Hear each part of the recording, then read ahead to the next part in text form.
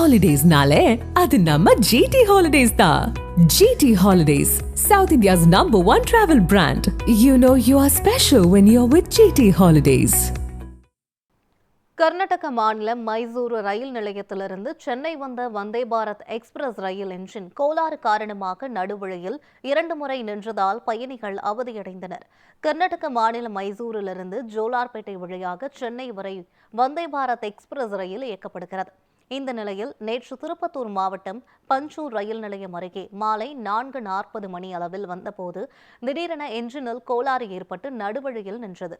ஊழியர்கள் கோளாறை சரி செய்த பின்னர் மாலை 5:58 மணி அளவில் சென்னை நோக்கி ரயில் புறப்பட்டது.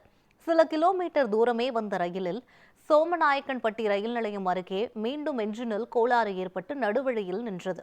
இதையடுத்து மார்ச் வந்தே பாரத் ரயில் என்ஜின் வரவழைக்கப்பட்டு இரவு 8:15 மணி அளவில் சோமநாயக்கன்பட்டி ரயில் நிலையத்திலிருந்து சென்னை நோக்கி புறப்பட்டது. சுமார் 4 மணி நேரம் தாமதமானதால் பயணிகள் அவதியடைந்தனர்.